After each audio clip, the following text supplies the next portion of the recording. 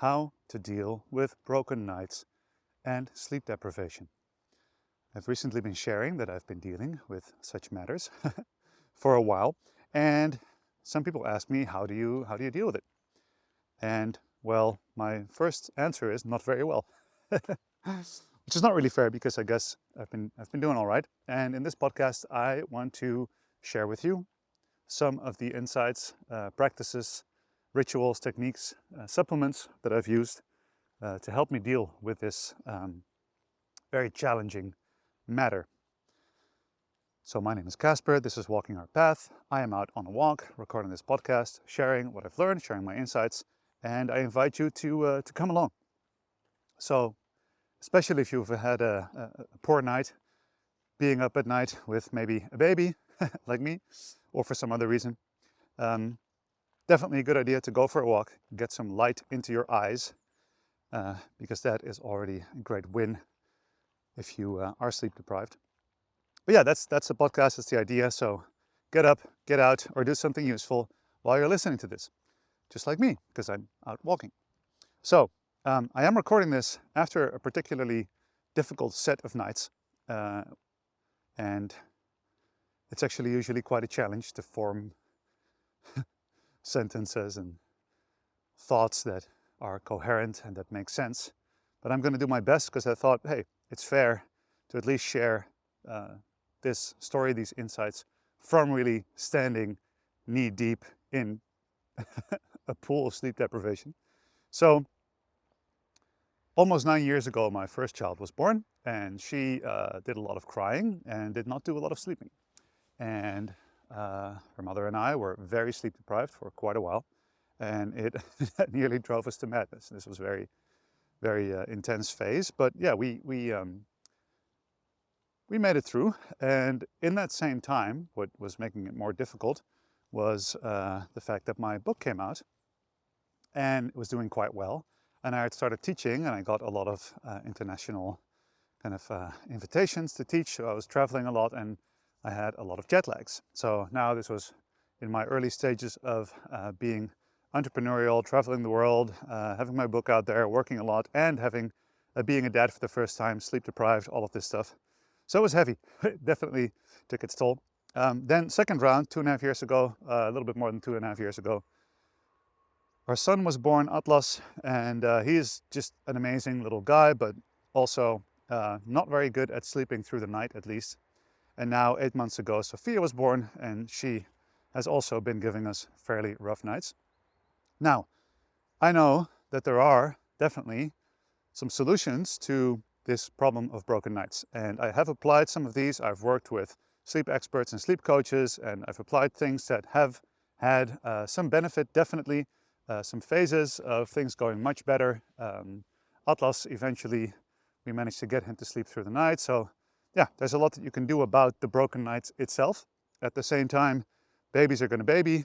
They are unpredictable. They have sleep regression. So it might go well for a while and then suddenly not at all, or they get sick, right? So either way, even though I've had, of course, very long phases, multiple months of many broken nights, this is definitely a theme that comes up in every parent's life every now and then, and in everybody's life every now and then, that you just don't sleep as well. So I don't want to focus too much on how to sleep better and which solutions there are, which I've also spent a lot of time on. I could make an episode about it, but right now I mainly want to speak about how to deal with the days that come after broken nights, and how do you keep your mind somewhat stable, keep your body somewhat active, and yeah, which things can we do? And I've been definitely putting a lot of research time into that myself, because, you know, I have to say I am doing fairly well on all of this, considering circumstances, in the sense that, you know, I've been running my business, I've been leading my team, I've been there for my community, I've been able to show up in the way that I would like to show up as a human, as a man in my life. So in that sense, I am doing quite well. I have been on the brink of giving up a few times, but yeah, that's just part of the game. And I also have to say that I have amazing parents that help out, that every now and then take the kids for a night, which really helps. So I've got a support system, so I'm definitely not complaining. I'm really grateful for my life. I know that I've created this life, but you know, that's just something that I want to make very clear. It's a tough circumstance to deal with, but yeah, I mean, I love my life. I love my kids. Got a great support network. So that said, last night and the nights before were all very rough nights. Sophia's been sick. Atlas has been waking up with like weird dreams and stuff and calling out a lot. And I found that a few things are really essential for me to keep in check on these days. And one of them is for me, and this is not physiologically ideal for everyone. Women respond differently to this, but one of these things for me is to wake up and to stay fasted for a while. So to not eat. And the way that I reason is that the circadian cycle, so your daily rhythm of wakefulness and restfulness and sleep, it's this daily cycle that responds to partially to sunlight. But you have, of course, a daily hormonal cycle. In that cycle, in the morning, you have actually a higher capacity to produce cortisol and some other chemicals that wake you up. So in the morning, you have, say, hormonally, a higher capacity for clarity and wakefulness. Yeah, this makes, of course, perfect sense because that's what you need in the morning. And if you've had a phase of broken nights, often what is seen is that that cycle seems to start to shift. It doesn't work as it's supposed to anymore. So I have this myself, and I speak to many people with sleep issues, in general sleep issues all over the place, is that they seem to have wakefulness and alertness on times where it doesn't really make sense. Like, for example, in the evening. So it's like the rhythm turns over. They wake up, they're groggy, they can't get themselves back to clarity. And they spent the whole day kind of slugging through this exhausted feeling. And then in the evening, suddenly they wake up and they feel cheerful and they can think clearly again. So then obviously you're going to do whatever, your work, your laundry, your house stuff, whatever still needs to be done, and eventually go to sleep relatively late, even though you could be sleeping at a decent time. Now, from all of my kind of reading into sleep and speaking to experts, going to bed on time is definitely an important factor. But that also starts with waking up right.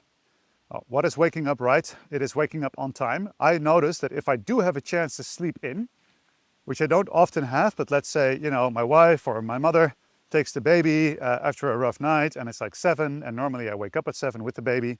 If I then sleep in and I take another 2 hours of sleep, that completely destroys my clarity for the rest of the day. For the rest of the day, I will be groggy, won't be able to wake myself up. So for me, that's something that has just worked, to just get up consistently between 7 and 7:30, no matter how poor my night has been. Yeah, it's just to get up. And what I do when I get up, first of all, is I hydrate. So I drink water with some electrolytes, right? Some basic salts, basic electrolytes. And then in that water, I have 2 supplements called glycine and creatine.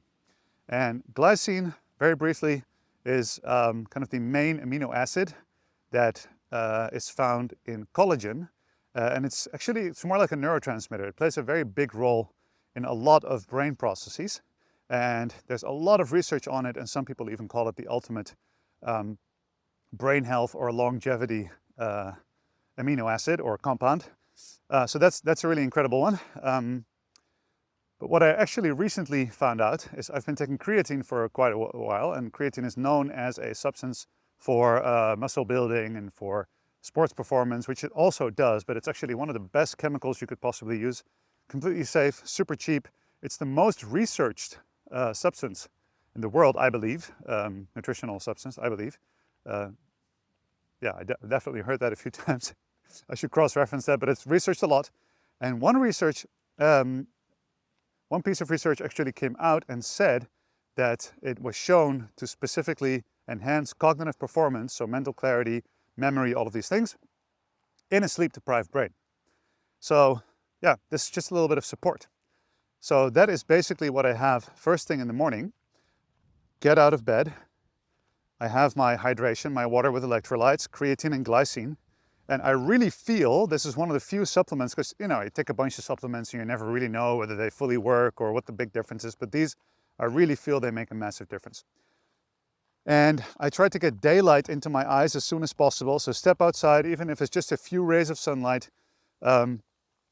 It's so important for your biological clock to get that solar information to tell you which part of the day you are in.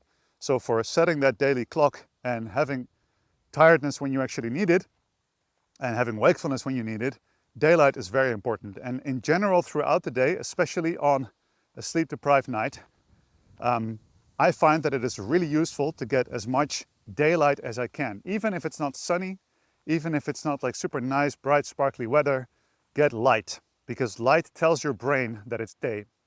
So also when I'm doing my office work inside the house, I try to sit by a window and get the light into my eyes to the point where it's not so bright that I need to squint, because I don't want to strain my eyes, of course, in front of my screen, but I get an amount of light that feels almost like being outside. And also stepping outside multiple times during the day will make a difference. So it makes a difference in your biological clock knowing where it is, but it also makes a difference in just having mindfulness moments. If you can get yourself out of your, let's say, day-to-day, well, let me say it like this. When I am sleep deprived, what I get is I can really get into those mind loops. Worrying, ruminating, having depressive thoughts, right? I haven't had a strong depression in quite a few years now, but with sleep deprivation, sometimes I wake up and I feel this dark, heavy blanket of depression slowly creeping over me. And I'm like, oh man, this is just my sleep deprived brain. There's no reason for me to be depressed. This is a physiological, like a brain that's not working as it should. I need to remind myself of that. Yeah, so anyway, start in the morning for me has been a massive deal. Hydration, creatine, glycine, electrolytes, and then, so be outside, and then definitely get a workout in. So this ability for the body in the morning to have more of these activating hormones, which are also known as stress hormones, also makes it that is a very good time to be active. Your body is more coordinated, more willing to get energy going, and with that, I don't want to take any caffeine-like substances before doing the workout, because I want my body to keep learning that it can do that by itself. Now, 2 years ago, when Atlas was just born, I had a phase where I was just like, you know what, I'm just gonna do whatever I can. And I would drink like a really big cacao in the morning. So I make like a cacao with like dates in there and like this really nice way to start my day. And I felt really good about it. I was like, yeah, this is a piece of self-care. I just woke up, I'm having a nice warm cup of cacao with all of these amazing nutrients. And, you know, it's nice and sweet. But what I did there is I basically made my waking up fully dependent on the caffeine in the cacao, or the theobromine in the cacao. And I also got my insulin levels working really hard, right? So first thing in the morning, have something sweet. It makes you feel good for a moment, but there's a good chance that you're going to get a sugar crash later. And waking up fasted, just having some hydration and some supplements and then a workout, that whole time you're essentially fasted. And in that time, your body is improving its insulin sensitivity, and your sensitivity to insulin, at least for me, I should say that I notice that the more I snack and the more I eat throughout the day, the more often I eat, the more sweet I eat, the more I become dependent on those waves of glucose being available, then insulin coming to take it out. So this is insulin sensitivity, and this is a massive deal for mental clarity and for general energy overall. And there's a lot written about this, a lot published about this. I won't go into the whole thing, but I will say that what I did 2 years ago was I would just like have a cacao, and then I'd get to work. I'd feel being like in the high of the sugar and the caffeine. And then after a while, I'd kind of start to crash a little bit, and then I'd have something else. I'd have like, you know, a snack, and then have a little high, do some work. And then again, oh, maybe have some coffee, and then I'd have some coffee. And a few hours later, I'd feel super anxious from the coffee and overstimulated. So for many of us that have low energy, we tend to fall into this trap of this constant loop of needing external stimuli, especially through food, to feel some type of a stability in our mental state. But what's interesting about that, even though in the moment it feels like it helps because you feel a little bit better, it's actually messing up your ability to stay constant in your energy, because now your energy levels are fully dependent on the shifting, the moving, the up and the down of your insulin levels and your glucose levels. I'll leave that there for now. If you want to learn more about that, Glucose Goddess is a really cool page to follow. But yeah, this is a topic that I've been looking at for many, many years. And once again, it's proven. And also, once again, I fell into the trap of getting stuck in that loop of having a snack and a crash and a stimulant and then a crash. And oh man, I'm having a hard time finding words today. But anyway, that thing, I did that for a while. I gained weight. My body didn't feel very strong. Didn't help my nights. This time around, I was like, I'm going to do it different. I'm not going to get into that loop.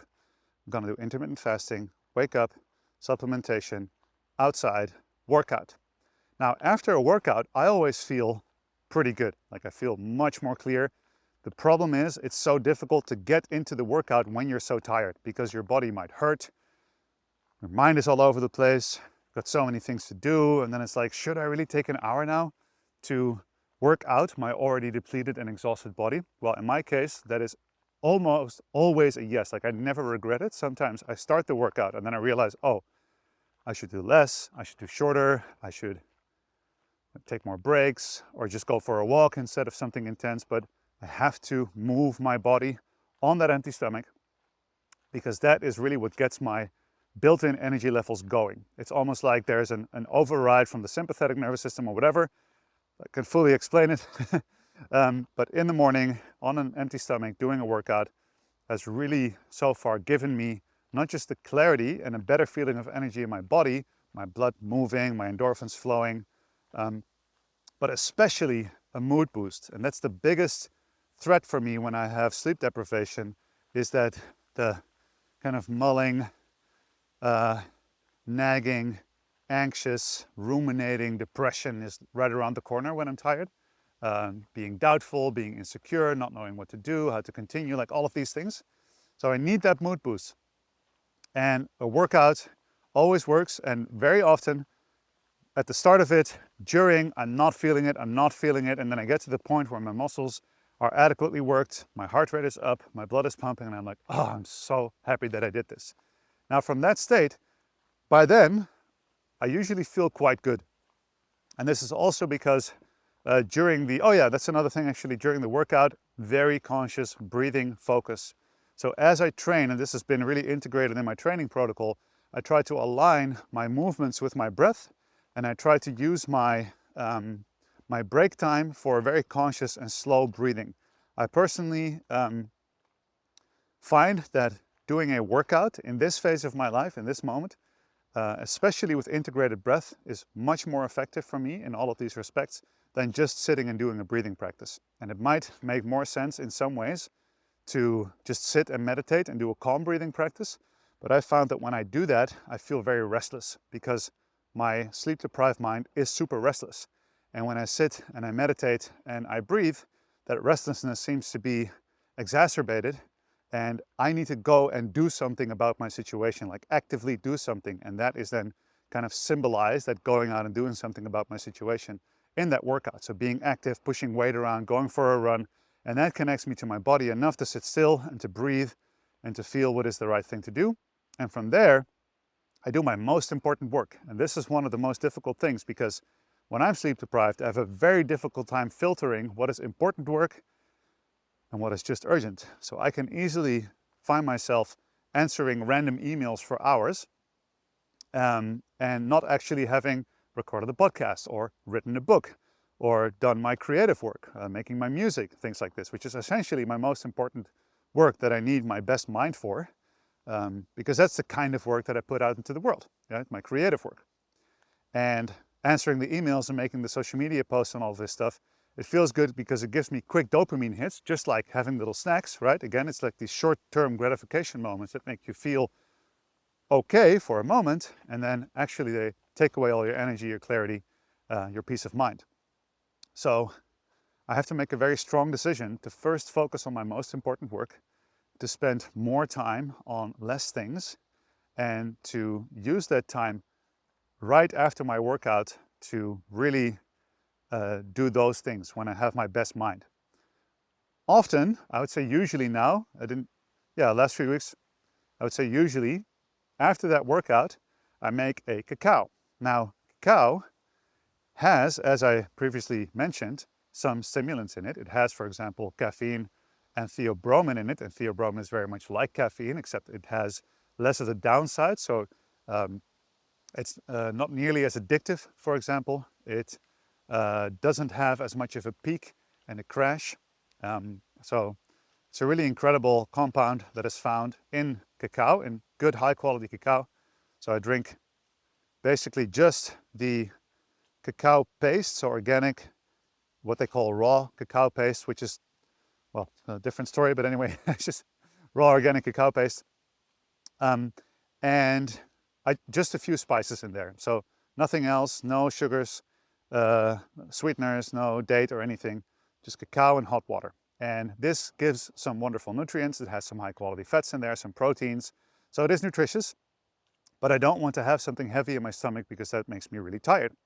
And the cacao has, of course, a stimulating effect, but it has a very different stimulating effect than caffeine, because than coffee. So with coffee, for example, you get a lot of caffeine in your body, but it is not, say, encased in a delivery mechanism of nutrients, so to say. So it's basically just a bunch of compounds, and they are taken up very quickly, and that is also what gives you a peak, which is sometimes a bit anxious, and then a crash. So one way to get around that with coffee is to take it with high quality fats like MCT oil or butter. Another way to get around that with coffee is to add a compound called L-theanine, which kind of balances out the intense effects of the coffee. This is a compound that's also found in green tea, which is why green tea is often a little bit more relaxing than coffee. But adding a good base of fat or even collagen in your coffee, and then also adding some L-theanine as a supplement with it, that can make a difference. But my go-to has been cacao, because cacao also has MAO inhibitors. So these are the compounds. So basically, what they do is they make sure that your self-made, your endogenous kind of happy chemicals, mood regulating chemicals, like for example, your serotonin, is broken down in a slower manner. So your own happy chemicals in your brain are available for a bit of a longer time. So it definitely boosts your mood. There's also a compound in there called anandamide, ananda from the Sanskrit word for bliss. So cacao is really an amazing focus booster, mood booster. It's nutritious. And as I said, after the workout, I don't want a big meal because that usually crashes me. So then I take my very high quality, amazing cacao and hot water as a nice drink after my workout. And with this kind of workout high from my workout, I am basically at a normal capacity, or at least, I'm focused, I'm optimistic, I can discern well between tasks, and then I do that. And then sometimes I get stuck in the high and I want to stay in the high after 2 or 3 hours of doing good work and really being clear. I want to try and stay there, so then I have a little bit more, I take some other supplements, and that's usually not a good idea. But yeah, on good days, after a few hours, I feel like, okay, I might have had a bad night's sleep, but I've had my morning ritual, I've had my workout, my breath, I've had my cacao, and I've had a few hours of important work done. That's a good day. And then I have a big meal. And after the big meal, I can immediately feel my parasympathetic nervous system come on, and I feel myself slow down, my eyes go a bit off, can't focus anymore, get really tired, and that's when I take a nap. That's when my body is fully ready to take a nap, and I also feel good about taking a nap because I've had a good day, so to say, right? I have good energy, I feel good about myself, and then it actually feels okay to have a nap in the middle of the day. Now, when taking a nap, it's good to understand that a nap shouldn't take too long, because generally in a natural sleep cycle, you would have about 20 minutes of light sleep, about 50 minutes of deep sleep, and then again about 20 minutes of light sleep. So if you sleep during the day and you sleep for more than 20 or 30 minutes, you wake up and you set an alarm, then you might wake up when your brain, your body is basically in the deep part of the sleep cycle. And it's going to be very difficult for you to wake up. And this is why some people say I can't nap during the day, because I wake up and then I'm just messed up. I'm just groggy. I can't get back into a flow and I'm just a zombie the rest of the day. And this might have to do with waking up in the deep part of the sleep cycle. So set a timer for 20 minutes. And then if after that you want to sleep more, I sometimes do 2 cycles of 20 minutes, but I keep it short spurts because I don't want to go into that very deep sleep. For me personally, doing a full cycle would of course be an option, to do an hour and a half and then you go full cycle and you just might recharge more. For me, that is too much. The purpose of the nap is to take the sleep pressure off, not to actually catch up on sleep. In my case, that works best for me. Sometimes, or I found also that doing 2 20-minute naps, so one relatively early, so let's say I have this whole morning routine done, I do a few hours of work, I eat at around noon, I nap from 12:30 to 1, then I do a few other kind of tasks that are usually not what I need my best brain for, because I'm going to be a bit tired and groggy, and then have another maybe 10-minute power nap at like 4, so that I have the sleep pressure out of my brain and I feel a little bit more refreshed and ready to, you know, do dinner and bring the kids to bed and stuff like that. So that has what is practically what's been working really well for me. As I said, it's kind of like this thing of if you win the morning, you win the day. Making these choices, being facet, not falling into the trap of snacking and using all of these external crutches. But then I have to say one more thing, which could have easily been the first thing, because in some way it's a foundation, it's an encasement of all of this. It's more of a mindset thing, and people always want practical stuff, so I started there, but this is more of a mindset thing. And the mindset thing is, like, for example, people ask me, hey, how are you doing? And I tend to go like, oh, I'm fine. And go like, oh, how have you slept? And I go like, oh, don't even get me started. And what I realize is that the tiredness and the sleep deprivation, all of this had become a story in itself. It had become a limiting belief in itself, where whenever somebody would answer me, it would ask me like, hey, how are you doing? And if I'm like, well, if I want to give a honest answer, I have to say that I'm tired and I'm struggling with sleep. But at the same time, that's just a part of the story. And at some point, I felt really entitled to also complain about this. And it had become its own story that was keeping itself alive. Instead of asking myself, how do I really feel in this moment? I was telling a story of like, well, I slept really poorly, so my life has this and this and this and this. And it became a thing in itself that was keeping itself alive. So I tried to check in with how do I really feel? And then, of course, you get to the more philosophical question of who is I, right? So what I found myself doing is speak to different elements of myself. So for example, recently somebody asked me and I had this insight, like, hey, how are you doing? And I went, well, my body is really tired. My mind is a bit scattered. And emotionally, I'm a bit wobbly from not sleeping well, but I am actually doing really, really well. And this, of course, comes from an awareness that the body, the mind, the emotions, these are all just elements of my temporary being. And there's a part of me that is observing all of this. Because as I'm going through these phases with small kids and the business and such a busy life and everything going on at once, I realized that I am living, so to say, my best life in a way, you know, like I'm really loving my kids, I'm loving my work, I have an incredible relationship with my wife, with my parents, I have an amazing community, like I have so much to be grateful for. And sure, there's struggles and it's good to embrace those struggles.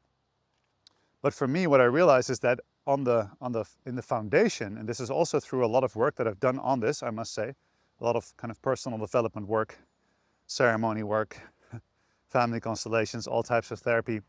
I've just found a place inside myself where I know that there's an I that I truly identify with, that is really grateful to be here, and that is really inspired by the love for my children, for example. So there's no amount of broken nights so far that have been able to make me feel any less inspired to be a father, that have made me feel any less love. You know, actually, I feel more and more love for my kids in the deepest moments of of exhaustion in the middle of the night after 10 wake-ups. I still so very often feel these moments of intense, deep gratitude for these incredible kids and the amazing life that I have.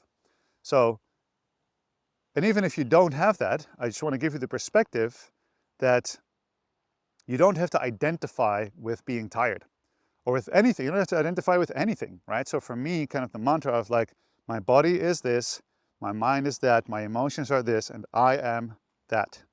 And it doesn't have to be, you know, sometimes my body feels great, but my mind is off, or sometimes my mind is super sharp and clear and everything feels great, you know. But I've just found that to be a practice that is useful to kind of distinguish between these different elements and to acknowledge that I do not have to identify with the story of being tired. All right, well, that's a good half hour of my best practices. There's a lot actually more that I could share, but this is kind of the basics that has been tried and tested and been the most useful for me and really allowed me to keep a productive human life going while dealing with broken nights. If you are dealing with broken nights, it's rough, it's tough, it'll pass, hopefully, and we'll get through it. So thanks for listening. Thanks for walking with me. I hope it was somehow useful to you. Always feel free to email me any questions or topic requests or any responses. Make a little selfie of where you are in the world. Send it so that I can see cool people around the world walking in cool places. And with that, I wish you a wonderful day and hopefully a very good night very soon. Much love. Peace out.